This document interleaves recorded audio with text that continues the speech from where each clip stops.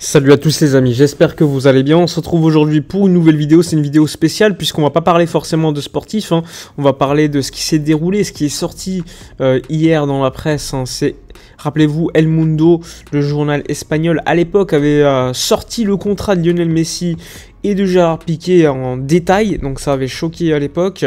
Et en fait, on se demandait mais qui était la taupe, qui avait sorti finalement ces contrats. Et aujourd'hui, on a cette réponse. Il y a même des messages qui sont sortis dans la presse. Et on va revenir dessus parce que franchement, ils sont assez intéressants. Donc ces messages, déjà, ils datent du 31 janvier 2021. Et à ce moment-là, eh bien, toutes les personnes qui étaient dans la direction Bartomeu notamment, eh bien, ils avaient tous démissionné, il faut se rappeler, quelques mois auparavant. Et donc dans ces messages, c'est très intéressant, on apprend énormément de choses. On apprend notamment, par exemple, que Lionel Messi aurait demandé pendant la pandémie du Covid de ne pas modifier, ne pas baisser son salaire, en tout cas le sien et celui de son ami donc Luis Suarez. Et donc tu as des messages où il y a des réponses du directeur juridique du Barça qui notamment explique que on peut pas, il dit en gros à Bartomeu, on ne peut pas être une si bonne personne avec ce rat d'égout. En parlant de Lionel Messi, il dit le club lui a tout donné, on lui a donné tout ce qu'il voulait en transfert, en prolongation de contrat, même des revenus de sponsoring, et encore une fois, on lui a prolongé des joueurs comme Suarez, Jordi Alba, il parle même de la commission de prolongation de contrat d'Ansu Fati, puisqu'à l'époque, l'agent de Fati, il faut le dire, c'était le frère de Messi, Rodrigo Messi. Il explique que le club aujourd'hui, il a tout donné à Lionel Messi, et il dit littéralement, quand le club souffre, ce nain bourré aux hormones, que le club d'ailleurs lui a donné la vie, eh bien ne nous aide pas. Donc c'est complètement fou. Et encore une fois, lorsqu'il y avait la pandémie, il répète que ce que Messi a dit, c'est-à-dire on baissait le salaire des autres joueurs, pas le mien ni celui de Luis Suarez. Donc ça, encore une fois, ça a l'air quand même assez dingue, mais le directeur juridique du Barça à l'époque, dans ses messages, il parle de ça. Et donc il n'y a aucune raison qu'il mente dans ses messages, puisqu'il est en direct, il est en contact avec Bartomeu, le président, qui est au courant, à mon avis, de tout ce qui se passe. Donc c'est assez fou comme message. Dans ces messages, on apprend également que on se dit mais qui a fait filtrer ces contrats en fait. Et t'avais un ancien directeur du Barça qui est Oriol Thomas, il te disait à Bartomeu que celui qui avait filtré les messages, eh bien c'était Joan Laporta pour mettre un petit peu le bordel dans le club, etc., etc. Bon, finalement Bartomeu dans ses messages il répond que non, il pense pas que ça soit Laporta qui ait fait filtrer les messages.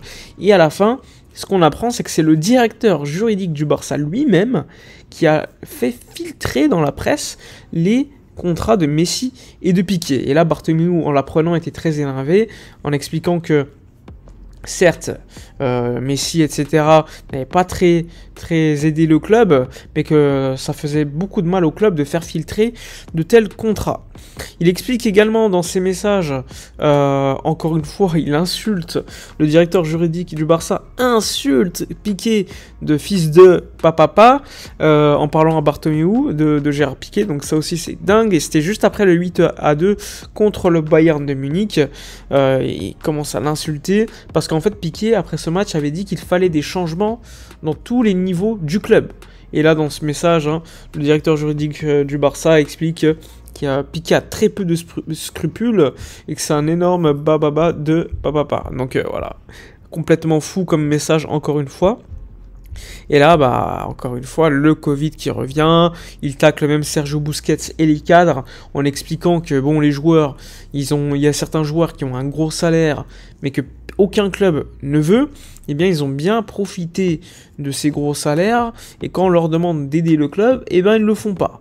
Donc, encore une fois, un message, on va dire, un peu plus calme, mais je pense que celui-ci est un peu plus dans la réalité des choses. Il faut se rappeler que le club a quand même toujours bien payé ces joueurs-là, et qu'au moment du Covid, t'en avais pas mal qui voulaient pas forcément baisser leur salaire. T'en as qui l'ont fait, il faut le dire aussi, mais c'était pas énorme, ils ont baissé leur salaire, et t'as la majorité qui ont différé leur salaire. Donc c'est-à-dire au lieu de recevoir leur argent maintenant, ils le recevaient beaucoup plus tard. Donc encore une fois, c'était pas vraiment une baisse de salaire. Et ils considéraient qu'ils avaient aidé le club. Bon, finalement, c'était pas véritablement le cas. Et aujourd'hui, toutes les conséquences de la gestion de Bartomeu, avec des gros salaires donnés à tous les joueurs, Piqué, Alba, Messi, etc., eh ben, tu as encore des conséquences de tout cela aujourd'hui, avec le fair play financier de la Liga. Après, tu peux dire que Messi, lui, méritait globalement son salaire, avec tous les sponsoring qu'il ramène, etc. Mais donner trop de pouvoir à Messi, au niveau des prolongations de contrat, etc., c'est dangereux. Après, il faut le dire, hein, tout n'est pas réel. Quand tu vois que Griezmann est venu, que d'autres joueurs comme Boateng sont venus, je pense pas qu'ils avaient donné non plus l'autorisation, ils n'avaient pas demandé l'autorisation à Messi, hein, ça c'est clair. Hein. Mais bon, ça prouve encore une fois que quand tu donnes trop de pouvoir à un joueur, là, c'est pas bon à la fin de l'histoire, même si c'est Lionel Messi. Le salaire qu'il gagnait était très très élevé, je pense qu'il méritait un salaire élevé, hein, ça c'est sûr, c'est le meilleur joueur de l'histoire du club, le meilleur joueur tout simplement de l'histoire du football. Mais je pense qu'on a donné un peu trop d'argent. Je pense qu'il aurait pu accepter un peu moins. Et surtout, en donnant trop d'argent à ce joueur, tu as d'autres joueurs qui eux aussi ont réclamé, puisque Messi a eu beaucoup d'argent. Comme Piqué qui avait eu une prolongation de contrat énorme, qui faisait de lui le meilleur défenseur central, enfin le mieux payé au monde à l'époque. Alors qu'on sortait franchement de saisons pas très très bonnes. Donc ça aussi, c'était pas bon. Tu vois toutes les prolongations de contrat qui ont suivi, tous les salaires qui ont été donnés, à des Rakitic, à Suarez, à Messi, Piqué, à Neymar à l'époque, avant qu'il parte l'année suivante. En fait, à chaque fois qu'il y a eu des prolongations de contrat, il y a eu des primes également de payer, primes à la signature, donc des gros salaires. Et ça faisait du Barça, même si c'était le club qui avait le plus de revenus, eh bien la plus grosse masse salariale au monde.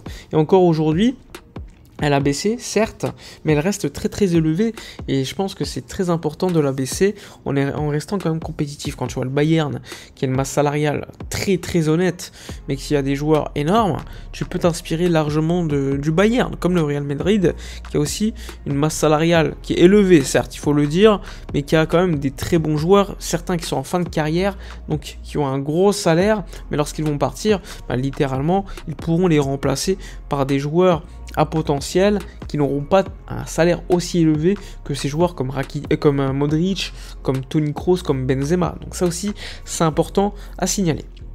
Enfin bref, on est revenu assez rapidement sur ce passage. Dites-moi dans les commentaires ce que vous avez pensé de, encore une fois, cette catastrophe de messages, ces messages complètement dingues du directeur juridique du Barça. Ça, rappelez-vous, c'était suite à l'enquête du Barça Gate, on va dire, où on avait vu le club payer des sociétés, des gens pour qu'ils critiquent des personnages comme Laporta, Xavi, Pep Guardiola, etc. Sur les réseaux sociaux. Donc ça aussi, complètement fou. Enfin bref, dites-moi dans les commentaires votre avis concernant la vidéo. N'hésitez pas à soutenir la chaîne, liker, commenter, partager. Moi je vous dis à la prochaine et d'ici là, comme d'habitude, portez-vous bien.